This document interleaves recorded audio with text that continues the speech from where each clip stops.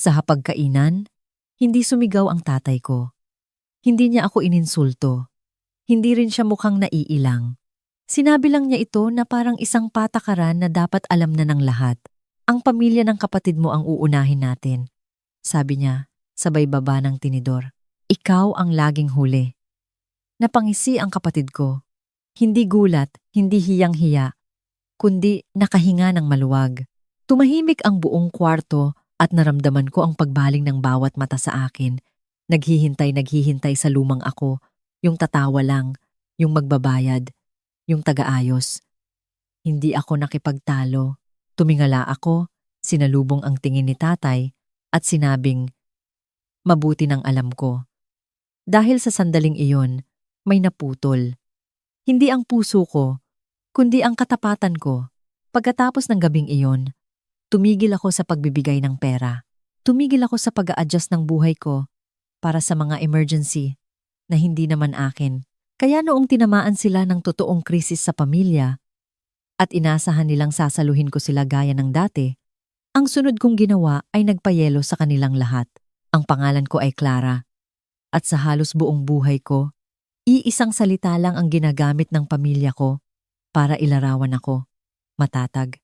Sinasabi nila ito na parang papuri, pero ang totoo, ang ibig nilang sabihin ay kumbinyente. Ang kapatid kong si Elena ang sentro ng lahat.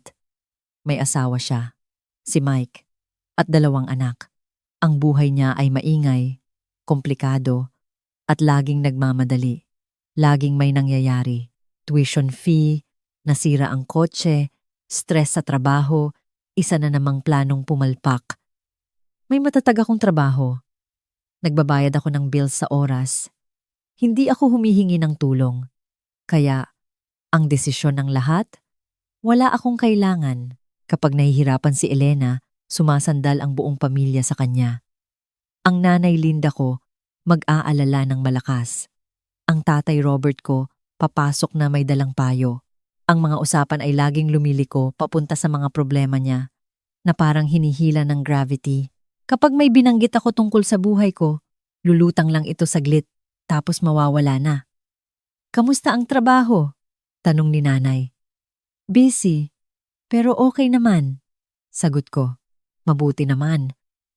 Mabilis niyang sasabihin, nabalitaan mo ba ang pinagdadaanan ni Elena ngayon? At ganoon lang kabilis. Tagapakinig na naman ako. Maaga kong napansin ang pattern, kahit hindi ko pa ito mapangalanan noon. Ang mga pangangailangan ni Elena ay pinag-uusapan ng hayagan. Kapag umiyak siya, nagmamadali ang mga tao para ayusin ang lahat. Kapag nanahimik ako, itinuturing nilang patunay iyon na okay lang ako. Halata ito kapag birthday.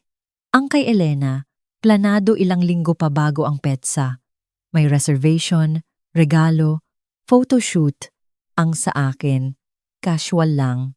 Magluluto lang tayo ng simple, sasabihin ni tatay. At ang simple, laging ibig sabihin ay maliit. Ganoon din sa mga family outing. Kapag gipit sa budget, naiiwan ang maleta ko sa cabinet. Naiintindihan mo naman, di ba? Sasabihin ni nanay.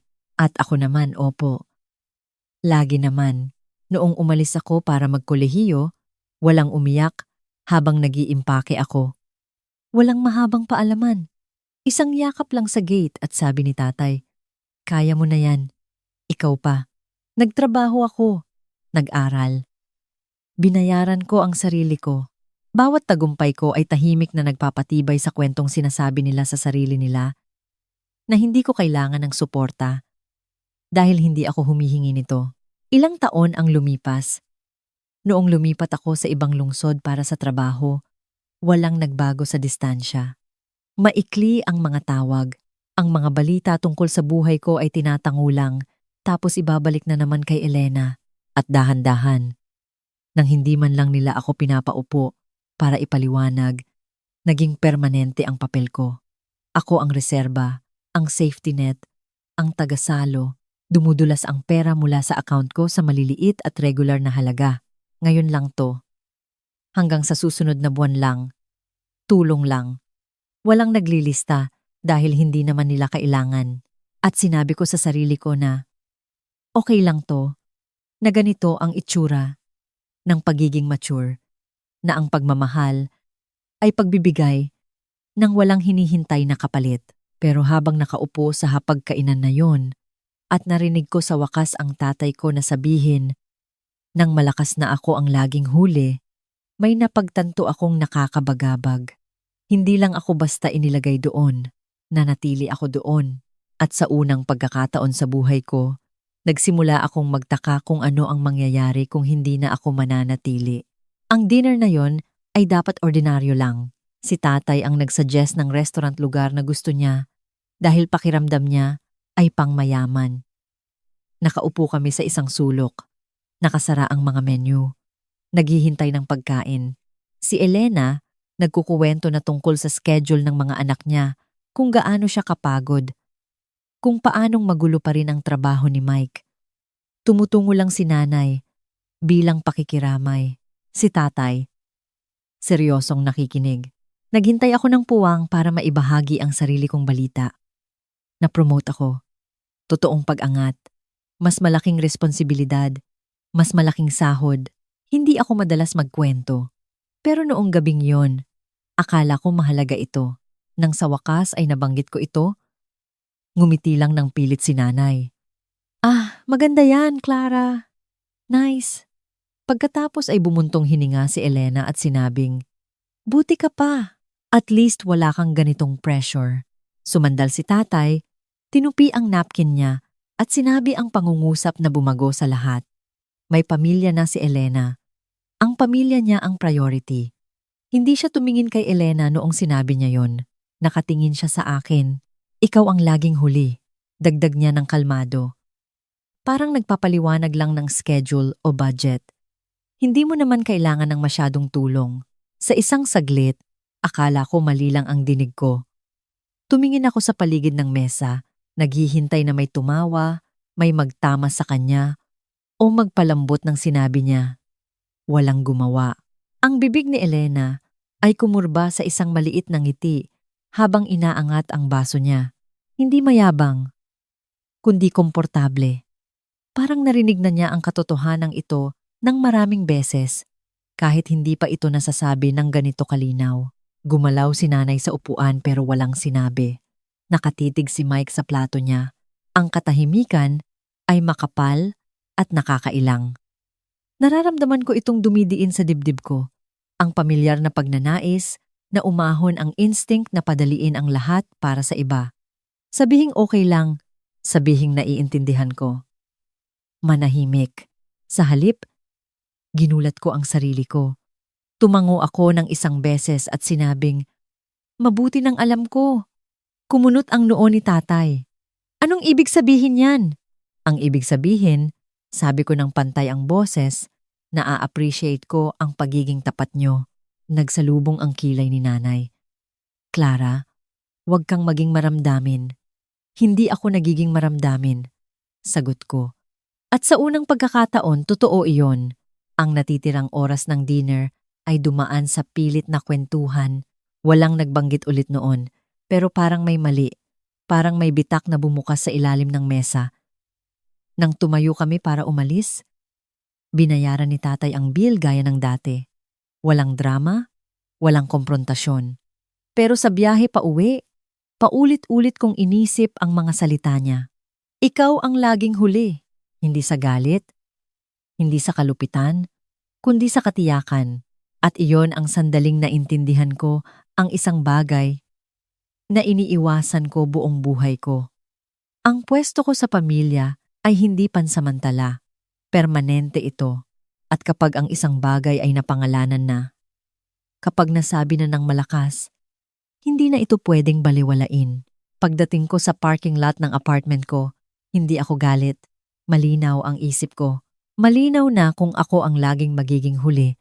Kailangan ko nang itigil ang pagbuo ng buhay ko sa paligid ng mga taong inaasahan akong manatili doon. Ang kalinawan na iyon ay hindi maingay. Pero binago nito ang lahat. Hindi ako gumising kinabukasan na may plano. Walang dramatikong desisyon. Walang listahan sa ref na nagsasabing itakwil sila o maglagay ng boundaries. Ang naramdaman ko ay mas tahimik at mas mabigat. Isang pakiramdam na kung ipagpapatuloy ko ang ganitong pamumuhay, walang magbabago. Hindi para sa kanila, hindi para sa akin. Kaya, nagsimula ako sa paggawa ng kabaligtaran ng lagi kong ginagawa. Tumigil ako sa pag-react. Nang mag-text si nanay, ilang araw ang lumipas. Medyo overwhelmed si Elena ngayong linggo. Pwede mo ba siyang kamustahin? Binasa ko ang mensahe, binaba ang phone, at inubos ang kape ko. Hindi dahil wala akong pakialam, kundi dahil napansin ko kung gaano ka-automatic ang dati kong sagot. Siyempre, aayusin ko.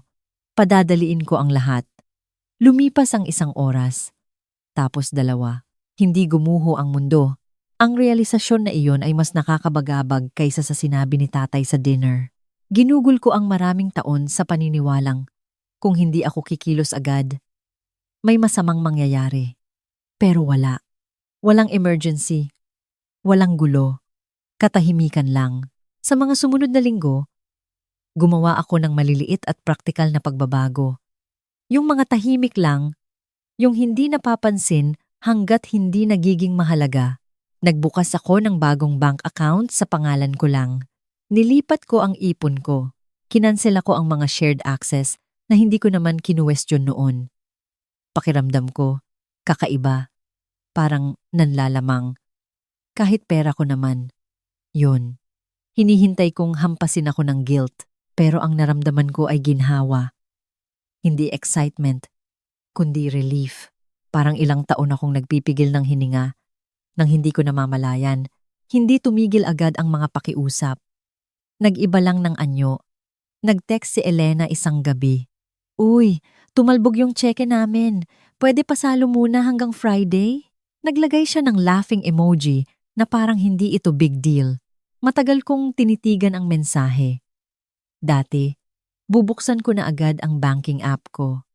Ngayon, nag-type ako ng 3 salita at sinend bago pa ako mag-overthink. Hindi kaya ngayon. Walang paliwanag, walang sorry. Mabilis ang reply niya. Okay. Wala nang iba.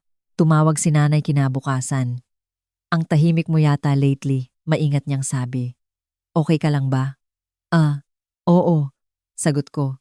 At totoo naman, may pause sa linya. Yung klase ng pause na naghihintay siya ng dagdag ng reassurance, ng dahilan.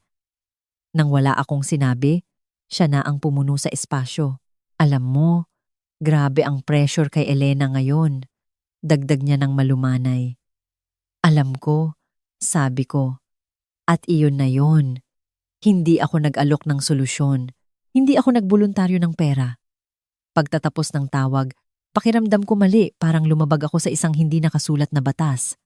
Pero pakiramdam ko rin, tapat ako. Sa wakas, hindi ako umaarte ayon sa role ko. Umiiral lang ako. Sa paglipas ng panahon, nakita ko kung gaano karami sa buhay ko ang hinubog para lang maging available.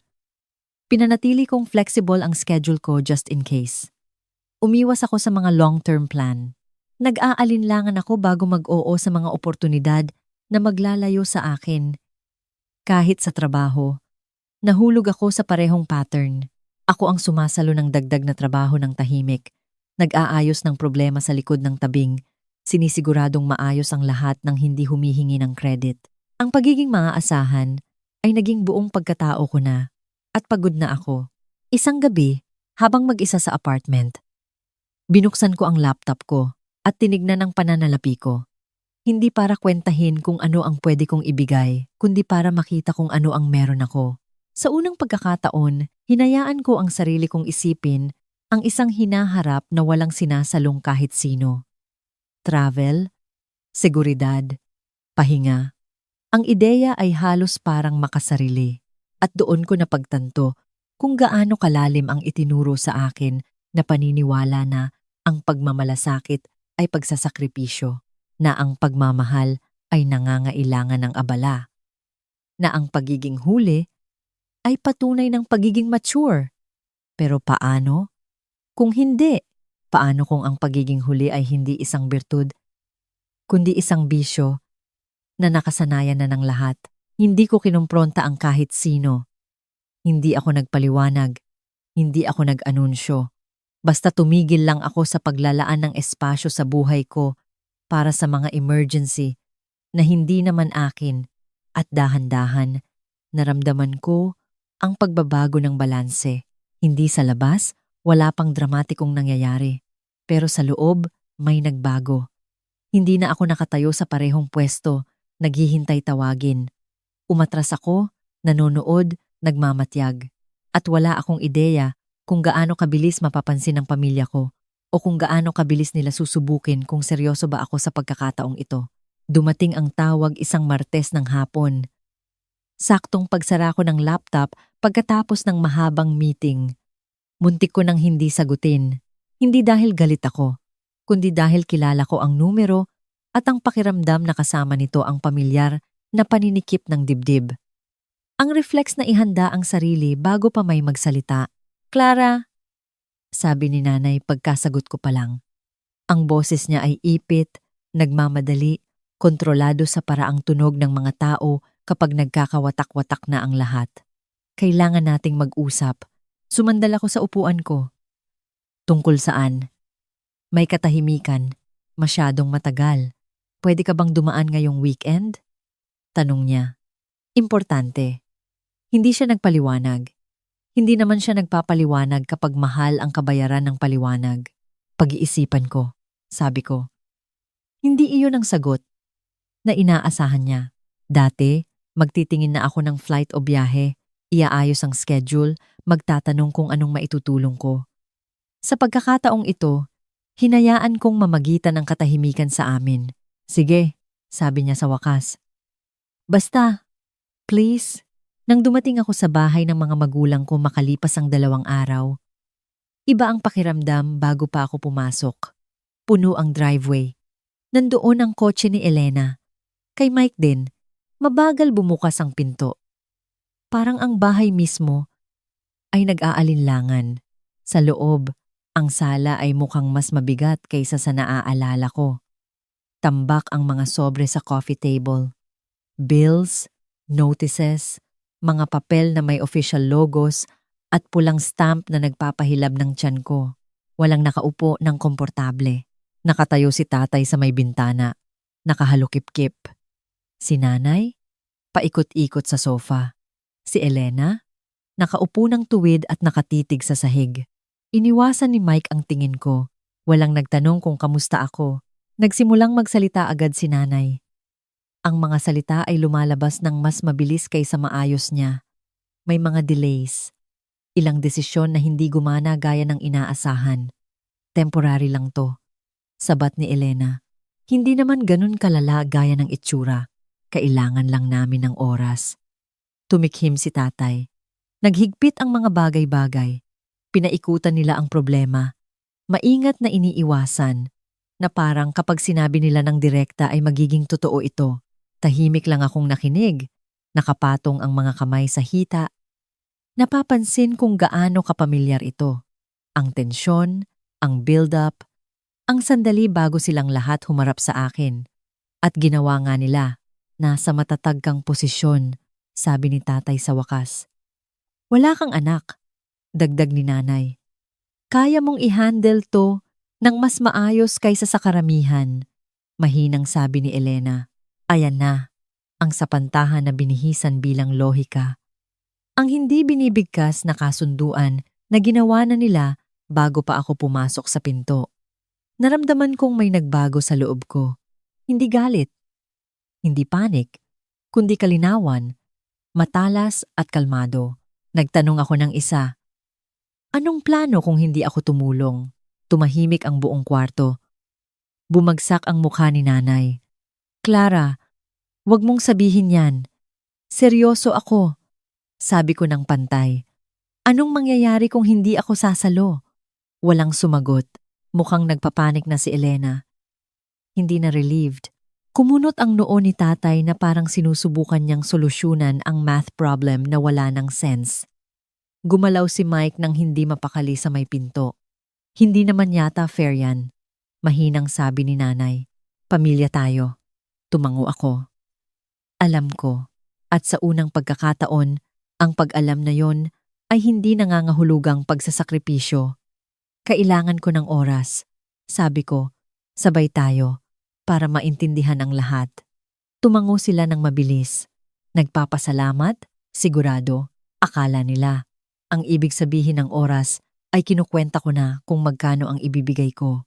Habang nagmamaneho ako palayo ng gabing iyon, lumiliit ang bahay sa rear view mirror, may napagtanto akong nakakabagabag. Hindi sila takot na mawala ang lahat. Takot silang mawala ako bilang solusyon. At sa unang pagkakataon sa buhay ko, hindi ako nagmadaling bumalik para pakalmahin sila. Hinayaan ko silang damdamin yon dahil anumang mangyayari sunod ay magpapatunay kung huli pa rin ba ako o kung tuluyan na akong umalis sa pila. Hindi ako nakatulog ng gabing iyon. Habang nakahiga sa kwarto ko, nakatitig sa kisame, nakaramdam ako ng halong emosyon, lungkot, galit, at isang bagay na mas matatag sa ilalim ng lahat. Desidido, hindi yung maingay na klase. Yung klase na dumarating kapag tumigil ka nang makipagtalo sa sarili mo. Sa unang pagkakataon, inamin ko ang katotohanang iniiwasan ko. Hindi ako hinihinga ng tulong. Inaasahan akong magligtas. Pagdating ng umaga, alam kong hindi ako pwedeng bumalik sa bahay na yun sa parehong paraan, walang dala, maliban sa reassurance, handang saluhin ang pinsala para makahinga ulit ang iba. Sa halip, gumawa ako ng 2 appointment. Isa sa therapist, isa sa abogado. Kailangan ko ng kalinawan, hindi ginhawa. Nang bumalik ako sumunod na weekend, iba ang pakiramdam ng bahay, mas tahimik, tensyonado. Nandoon pa rin ang mga bills, pero ngayon ay nakasalansan na ng maayos. Na parang ang pag-aayos lang ay sapat na para hindi na sila nakakatakot. Nakaupo na ang mga magulang ko sa mesa. Si Elena, sa tabi nila. Mahigpit na magkakuyom ang mga kamay. Si Mike, nakatayo sa may pinto, na parang hindi siya sigurado kung kabilang siya sa kwartong pagdedesisyonan ng kinabukasan. Walang ngumiti nang pumasok ako. Si Nanay ang unang nagsalita, malambot ang boses sa maingat na paraang kilalang kilala ko. Mabuti naman at dumating ka. Umupo ako ng dahan-dahan at nilagay ang bag ko sa paanan ko. Mag-usap tayo. Nagsimulang magpaliwanag si Tatay paggalaw ng merkado. Maling timing. Mga desisyong ginawa dahil sa sobrang optimism at kulang na allowance para sa pagkakamali. Nagsalita siya gaya ng isang taong nagpipresenta ng kaso na umaasang madadala sa kumpiyansa. Tumango-tango si Elena. Nagdadagdag ng detalye tungkol sa stress sa mga bata, kung paanong hindi ito dapat nangyari. Sa huli, naubos ang mga salita. Doon na dumukwang si Nanay. Kailangan lang namin ng tulong para makatawid dito, sabi niya. Kapag naging stable na, magkano? Tanong ko. Bumigat ang tanong. Nag-alinlangan si Tatay. Kumurap si Nanay. Humugot ng hininga si Elena bago binanggit ang halaga. Sinabi niya ito nang maingat na parang liliit ang halaga kapag binigkas ng mahina. Tumango ako ng dahan-dahan. At pagkatapos niyan, anong plano? Kumunot ang noo ni Tatay. Anong ibig mong sabihin? Ang ibig kong sabihin, sabi ko ng pantay. Anong magbabago para hindi na ito maulit? Nag-iba ang hangin. Clara, sabi ni Nanay, humihigpit ang boses. Hindi ito ang oras para imbestigahan kami. Tumango ako. Kung gayon, hindi rin ito ang oras para maglabas ako ng tseke. Umayos ng upo si Elena. Pamilya tayo. Hindi ito tungkol sa plano. Tungkol ito sa pagtulong. Pagtulong kanino? Tanong ko. Tumingin siya sa akin na parang obvious ang sagot. Sa atin. Tumingin ako sa paligid ng mesa at sino ang tumutulong sa akin. Walang nagsalita. Dumukwang si Tatay. Nakapatong ang siko sa tuhod. Iba ang sitwasyon mo. Sabi niya. Single ka. Stable ka. Kaya mong sumalo. Ayan na. Ang katwiran na narinig ko. Buong buhay ko. Kaya kong sumalo. Sabi ko ng maingat. Dahil ginugol ko ang maraming taon sa pagbuo ng buhay ko na parang walang sasalo sa akin kapag nahulog ako. Naluno ng luha ang mata ni Nanay. Hindi namin alam na ganyan ang nararamdaman mo. Sinalubong ko ang tingin niya. Alam niyo, sa tingin niyo lang hindi mahalaga. Ang katahimikang sumunod ay hindi kalituhan. Iyon ay pagkailang. Dumukot ako sa bag ko at inilabas ang isang folder, idinulas sa mesa sa pagitan namin. Sadya ang kilos na iyon. Sinundan ito ng bawat mata. Ito ang kaya kong gawin, sabi ko. At ito ang paraan. Binuksan ni tatay ang folder. Tinignan ang unang pahina, tapos ang pangalawa. Humigpit ang panga niya. Sumilip si nanay sa balikat niya. Namutla si Elena. Pautang ito. Sabi ni tatay ng matigas. Oo. Sagot ko ng may malinaw na termino. Umiling si Elena. Bakit may mga kondisyon? Dahil hindi ito emergency donation, sabi ko. Ito ay structured help. Nanginig ang boses ni nanay. Wala kang tiwala sa amin. May tiwala ako sa pattern. Mahina akong sabi. At ang pattern na ito ay nandiyan na. Buong buhay ko. Ipinaliwanag ko ang mga termino ng dahan-dahan. Ibenta ang mga assets. Bago magkaroon ng palitan ng pera, idokumento ang lahat ng gastos. Walang bagong financial commitments hanggat walang patunay na kaya. Mandatory family therapy. Isang kasulatan na poprotekta sa credit ko, sa pangalan ko, at sa kinabukasan ko. Tinulak ni tatay ang folder palayo. Napakalamig nito, sabi niya. Ganito tratuhin ng bangko ang mga tao. Tumango ako. Di tratuhin niyo akong bangko. Dahil noong kailangan niyo ng emosyonal na suporta, pamilya ako. Noong kailangan niyo ng pera, infrastruktura lang ako. Napuno ng luha ang mata ni Elena. So, pinaparusahan mo kami ngayon? Umiling ako. Itinitigil ko ang pagpaparusa sa sarili ko. Kung hindi ka tutulong, bulong niya. Mawawala sa amin ang lahat? Tinitigan ko siya. Kung tutulong ako ng walang boundaries, mawawala sa akin lahat ng pinaghirapan ko. Bumitin ang mga salita sa ere. Mabigat at hindi matatanggi. Inabot ni nanay ang kamay ko. Tapos nag-alinlangan kung may karapatan pa ba siya. Hindi namin sinadyang iparamdam na huli ka. Dahan-dahan kong inilayo ang kamay ko. At sinabi niyo pa ng malakas. Walang nakipagtalo doon. Nakatitig si tatay sa folder. Maigting ang panga. So ito na yon, sabi niya. Pirma o lubog? Hindi. Pagtatama ko ng kalmado. Matuto o umulit. Humaba ang oras. Lumipas ang mga minuto. Nagbulungan ang mga magulang ko sa mahina at natataranta na tono. Pinunasan ni Elena ang pisngi niya. Naglakad-lakad si Mike sa likod niya. Sa unang pagkakataon sa buhay ko, hindi ako nagmadaling punan ng katahimikan. Naghintay ako. Sa wakas, tumingala si tatay. Kailangan namin ng oras. Tumayo ako at kinuha ang bag ko.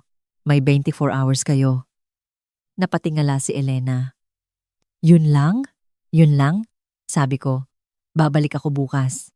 Either uusad tayo ng ganito o hindi tayo uusad. Nang maabot ko ang pinto, tinawag ni nanay ang pangalan ko. Basag ang boses. Kung humindi kami, tatalikuran mo ba kami? Tumigil ako. Hawak ang seradura ng pinto. Hindi ko kayo tatalikuran. Mahina kong sabi. Lalakad ako. Palapit sa sarili ko. At sa ganon, iniwan ko silang nakaupo doon. Naging yelo. Hindi dahil may kinuha ako sa kanila, kundi dahil sa unang pagkakataon, hindi ko ibinigay ang sarili ko. Pinirmahan nila ang mga papel kinabukasan ng hapon, hindi dahil sa ginhawa, hindi dahil sa pasasalamat, kundi dahil sa tahimik na pagsuko ng mga taong na-realize na ang mga patakarang kinabubuhayan nila ay hindi na uubra.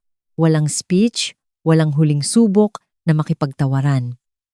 Binasa ulit ni tatay ang bawat pahina, mas mabagal ngayon, na parang umaasang magbabago ang mga salita kung tititigan niya ng matagal. Si nanay, nakaupo sa tabi niya, mahigpit ang hawak sa sariling mga kamay. Pula ang mata, pero tuyo. Naiyak na niya lahat noong nakaraang gabi. Pinanood ni Elena ang paggalaw ng ballpen sa papel na parang may isinusulat itong permanente sa buhay niya dahil meron nga. Nang matapos ang huling pirma, hindi gumaan ang pakiramdam sa kwarto. Pakiramdam, nahubaran. Iniurong ni tatay ang folder pabalik sa akin nang hindi tumitingin. Susundin namin ang terms, sabi niya. flat ang boses.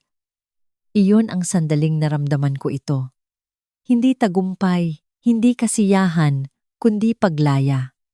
Ang bigat na dinala ko ng maraming taon ay hindi na ilipat sa iba, ibinabalang. Nagsimula ang mga pagbabago halos agad-agad. Sa loob ng unang linggo, ang mga gastusin na dating binabalewala ay biglang naging mahalaga. Kinansela ang mga subscriptions, ginunting ang mga credit card, nilista ang mga assets para ibenta, hindi simboliko, hindi sa susunod, kundi praktikal. Sa unang pagkakataon, ang pera ay hindi abstract. May hangganan ito. Nahirapan si Elena ng sobra. Tumawag siya minsan hating gabi. Ipit ang boses. Hindi ko na-realize kung gaano kalaki ang sinasagot mo dati. Alam ko, sabi ko. Naghintay siya ng reassurance, ng comfort, na palambutin ko ang sitwasyon. Hindi ko ginawa. Nagsimula ang family therapy makalipas ang 2 linggo. Ang unang sesyon ay masakit, sa tahimik na paraan. Nagsalita si tatay gaya ng isang taong takot magkamali ng sasabihin. Paulit-ulit na humingi ng tawad si nanay. Pero, hindi natatapos ang pangungusap. Nakaupo si Elena ng matigas, nakahalukip-kip, depensibo, hanggang sa nagtanong ang therapist ng simpleng tanong. Anong nangyayari kapag hindi sumasalo si Clara? Walang sumagot. Ang katahimikang iyon ay mas maraming nagawa kaysa sa anumang argumento. Sa mga sumunod na sesyon, lumabas ang mga pattern na hindi pa napapangalanan noon kung paanong ang okay lang si Clara ay naging palusot. Kung paanong ang kalayaan ko ay napagkamalang walang hanggang kapasidad, kung paanong ang pagiging maaasahan ay dahan-dahang nagbura sa karapatan kong mga ilangan din. Nakinig ako ng mas madalas kaysa nagsalita. Hindi dahil napatawad ko na ang lahat, kundi dahil hindi ko na kailangang marinig para maramdamang totoo ako. Sa labas ng mga sesyon, nag-adjust ang buhay. Nakahanap ng trabaho si Mike hindi dahil biglang gumanda ang sitwasyon, kundi dahil wala ng kutson sa ilalim niya. Nagbawas ng expectations ang mga magulang ko bago sila nagbawas ng gamit, at yun pa lang. Binago na ang bawat usapan. Tumigil sila sa pagtawag ng may urgency. Tumigil sa pagpaparinig. Tumigil sa pag-assume. Kapag tinanong ni nanay kung kamusta ako, hinihintay niya ang sagot.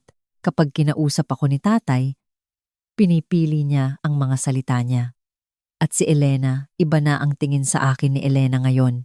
Hindi mayabang, hindi nag-expect, kundi may pag-aalinlangan. Sa unang pagkakataon, hindi ako safety net na tahimik na nakalatag sa ilalim ng buhay ng iba.